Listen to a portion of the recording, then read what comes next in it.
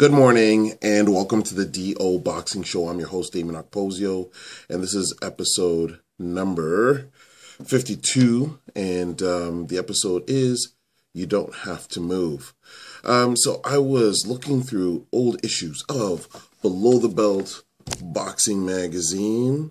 See this issue here? Has Chris Kintaby on the cover. Issue number 4, and I went inside, and this is back when we were black and white on the cover and on the inside as well.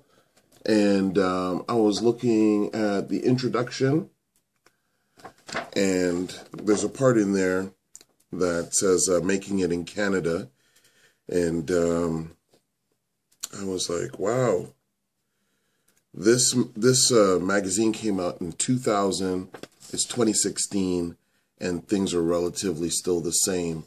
In the article that I titled in the introduction, it's like a sub-article called Making It in Canada, I just talk about the fact that we had fighters in Canada reluctant to turn pro because there wasn't much of a pro scene, and the ones that did turn pro, some of them actually moved to the U.S. But the thing about moving to the U.S. is, you know, we don't have health care, and there's other things, obstacles that you have to go through. And I was making the point that you could still live in Canada, fight in the U.S. and other places, and make a living in boxing.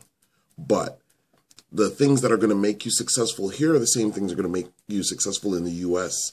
You start your career, remain in Canada, learn about how to make an income abroad, basically, so when you're coming back through the border, you can claim the money you've made either in the U.S. or anywhere else in the world, and you build your brand.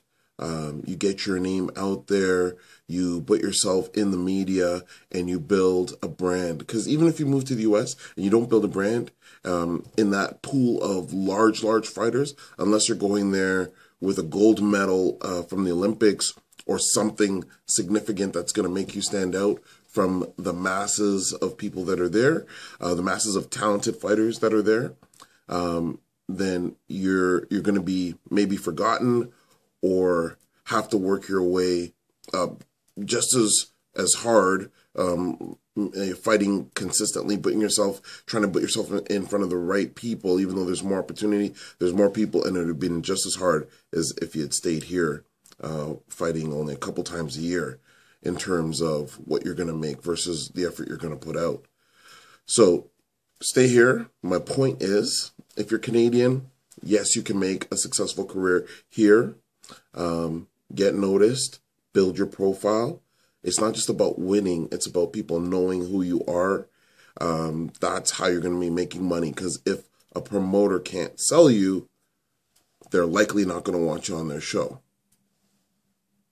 Build a profile, and then you could fight anywhere in the world. Or you can continue. You could fight, have an entire fight career in the U.S., but you remain a Canadian citizen. You're able to take a full advantage of our healthcare system and the Canadian economy, basically, where even if you're not making a huge income, you can still have a very comfortable life, depending on, how you want to live. But I was just looking back and thinking, oh, it's pretty interesting that things are still the same 16 years later. Anyways, thanks for tuning in to this episode of the DO Boxing Show. Remember, you can ask us questions through Twitter at DOKPOSIO, and you can ask us questions through email, okposio@hotmail.com. And don't forget to subscribe to our YouTube channel, Damien Okposio, and we thank you again for tuning in. Don't forget, episode number 37, we have our first contest, and that'll go right into March before we're choosing a winner. Take care.